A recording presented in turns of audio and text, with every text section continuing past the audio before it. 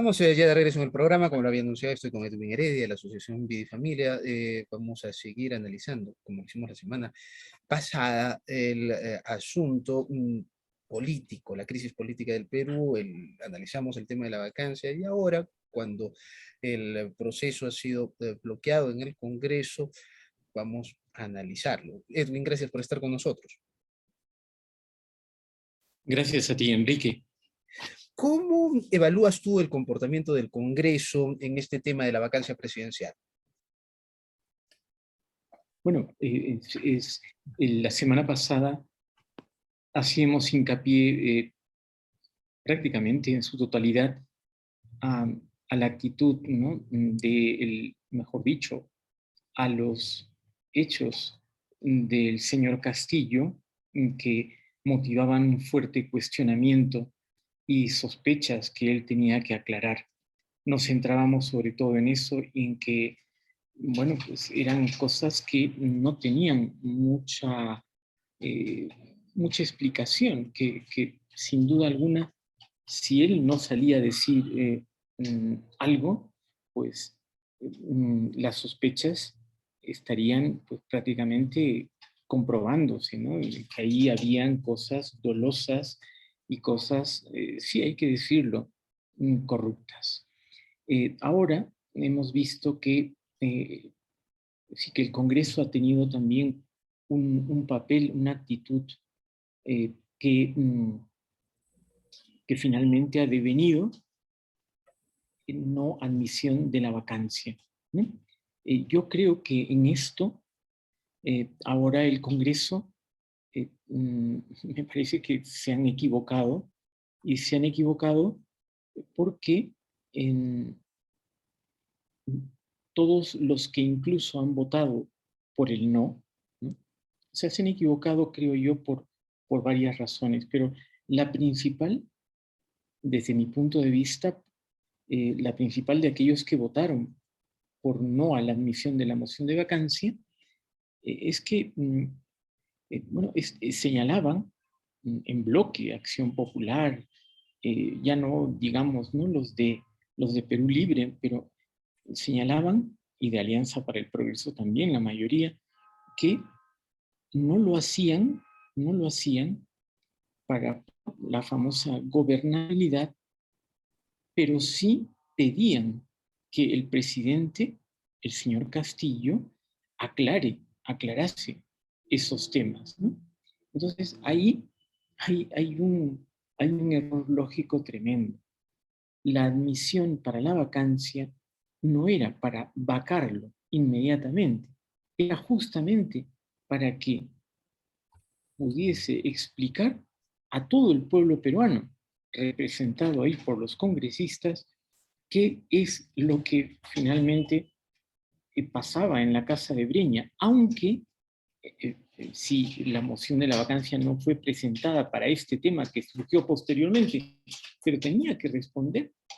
Es decir, tampoco se puede ser demasiado formal, y Castillo tiene una deuda con el país. Pero ¿qué han hecho estos señores? Estos señores pues han caído, lamentablemente, ¿no?, en algo que tampoco se puede negar, que es en una negociación política en la que no han primado los intereses del país, sino los intereses partidarios, o quizá incluso hasta personales. ¿No te parece Por que lo hubo un tanto, para poco mí la de cuestión del apresuramiento? Congreso, perdón. ¿No te parece que hubo un poco de apresuramiento por parte de Patricia Chirinos en el momento de presentar la vacancia? No había habido coordinaciones políticas, no había habido nada. Ella puso simplemente la moción que había redactado encima de la mesa y eso generó apresuramientos de todos lados, básicamente de tres bancadas, que no permitió coordinaciones políticas. Sin embargo, Enrique, sin embargo, cuando salieron a la luz estos sucesos, visitas en esa casa de Breña, ¿no?, las bancadas, muchos dijeron que sí estaban dispuestos a votar en favor de la admisión de la moción de vacancia. Y luego cambiaron ese voto, cambiaron después de, o sea, días antes, estoy hablando del jueves, miércoles, viernes de la semana pasada, los 52 votos estaban de lejos conseguidos. Ha sido después de la negociación, ¿no?, que han tenido entre el sábado y el lunes con el señor Castillo en Palacio de Gobierno, en que han cambiado sus votos. Es que esa Entonces, es a mí más o me menos la parece, negociación política. La negociación política involucra convocar, conversar y tratar de convencer a otras personas de que asuman determinadas posturas. Y en esta oportunidad, esas conversaciones no fueron escondidas ni bajo la mesa, sino fueron convocatorias abiertas en Palacio de Gobierno y que parece que dieron resultados. Juan Cheput, por ejemplo, experimentado congresista, señalaba que no hubo precisamente ese manejo en el lado de los vacadores o de los que propiciaban la moción de vacancia. Ellos no convocaron a gente, no conversaron de una manera adecuada, sino que pusieron tal vez el asunto en una cuestión de traidores o buenos y malos, por decirlo más, de una manera más fácil, ¿no? Buenos los que estaban a favor de la vacancia y malos los que estaban en contra de la vacancia. Y eso parece que no resultó. Como tú dices, en el gobierno sí tuvieron resultados. Convocaron, llamaron, dialogaron, ofrecieron y convencieron. ¿pero qué podían ofrecer? ¿Qué podían ofrecer los que estaban a favor de la moción de la admisión de vacancia? Insisto, moción de admisión, porque no se estaba votando a favor de la vacancia. Claro, Entonces, se estaba Shepard, por votando a ejemplo, favor dice que de... se necesitaba una persona que tejiera precisamente las alianzas, y él menciona una persona, decía una persona como Velázquez Quesquén, que pudiera estar en conversaciones constantes, reuniones constantes con los miembros del Congreso, con los partidos políticos, para poder generar una fortaleza. Parece que la inexperiencia les ganó, y el asunto es que hay inexperiencia en la bancada oficial, pero también en el sector de la oposición, inexperiencia tremenda. Sí, puede ser inexperiencia en la bancada de la oposición, no lo niego, pero por lo menos han tenido la intención clara de que el país tenga explicaciones. Y eso es un Congreso, un congresista.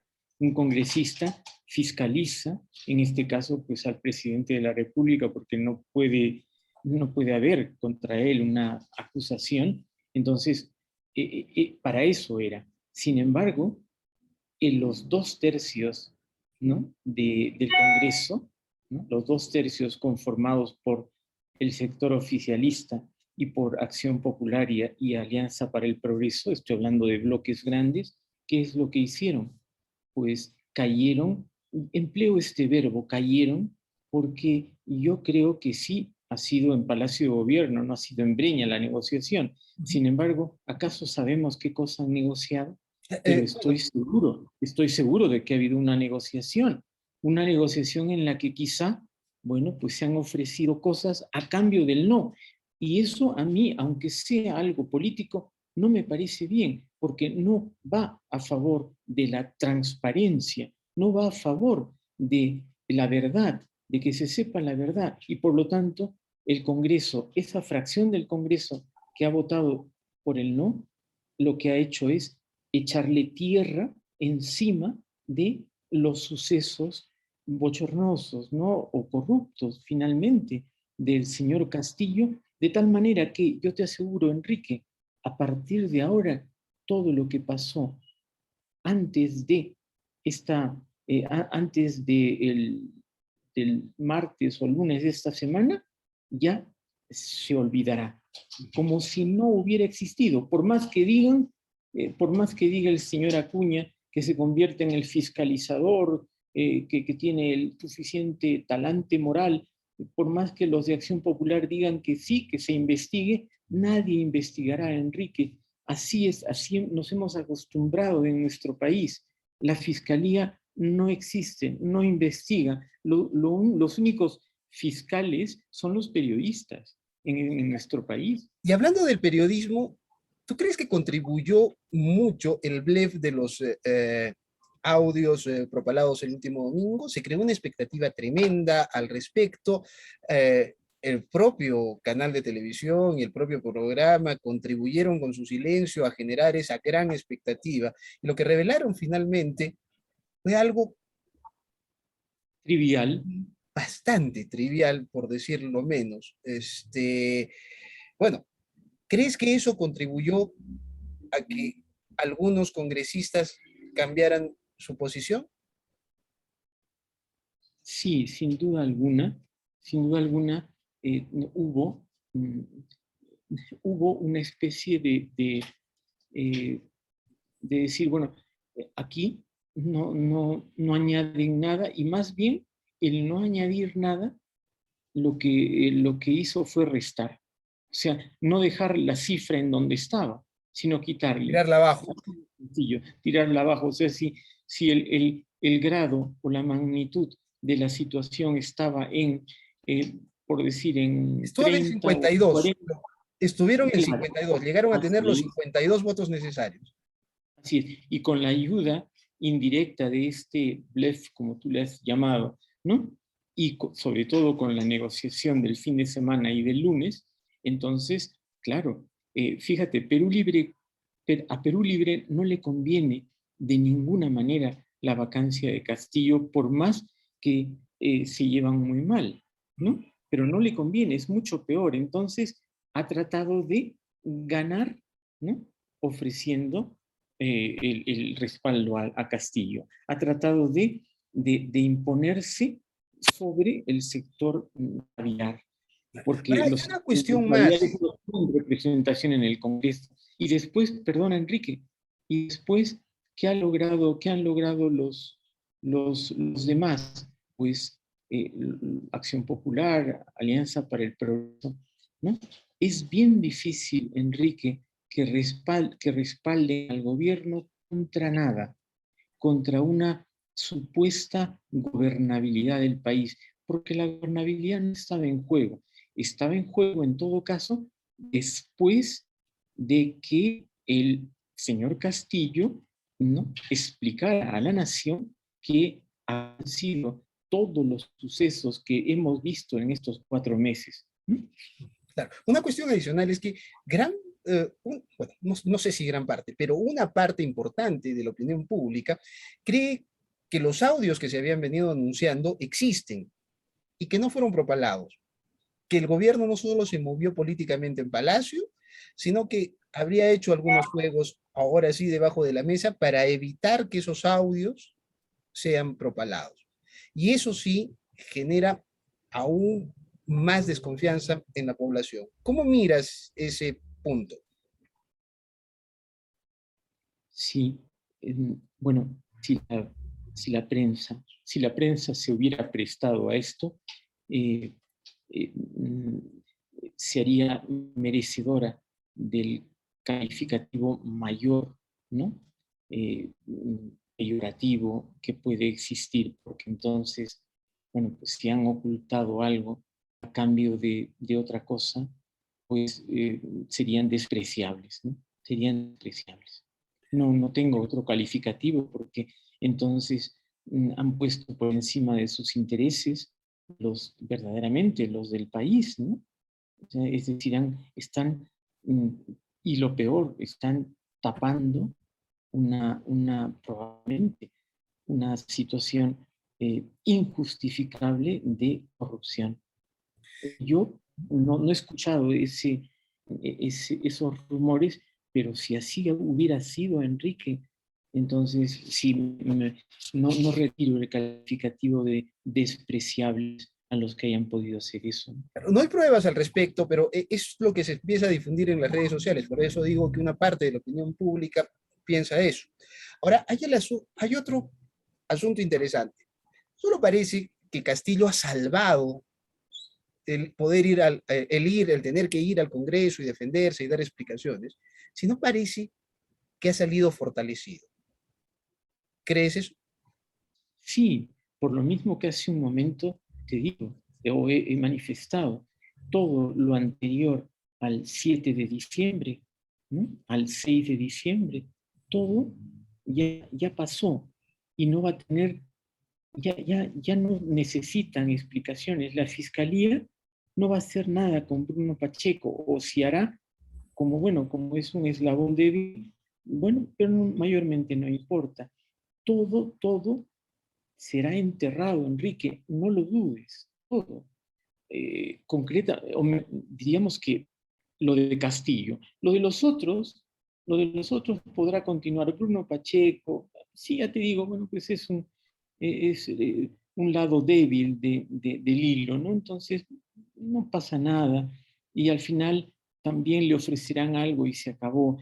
Pero el que se olvide todo lo detrás es como en este momento, a los 4 meses y medio, o a los 5 meses ya prácticamente del gobierno de Castillo, es como si el pueblo peruano le volviera a dar una confianza y decir, bueno, todo lo que ha sucedido, no, como si no hubiera pasado, y ahora es cuando va a gobernar.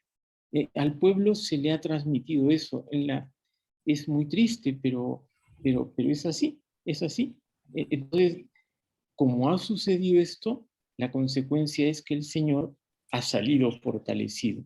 Ha salido clarísimamente, ¿no? Fortalecido, como si Él, más bien, como si hubieran de algún modo intentado o ser real los intentos de desestabilización de su gobierno por parte de la oposición, cosa que es mentira, ¿no?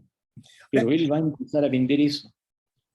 Eh, Escuché a Aldo Mariátegui decir que no solamente era el asunto de que saliera fortalecido en su imagen, sino que ha ganado un tiempo importantísimo que le va a permitir, entre otras cosas, posicionarse bien en el poder y tomar control del aparato estatal, lo que haría bastante más improbable la posibilidad de una moción de vacancia fructífera en un futuro cercano, salvo que se generara un tremendo y terrible gran escándalo.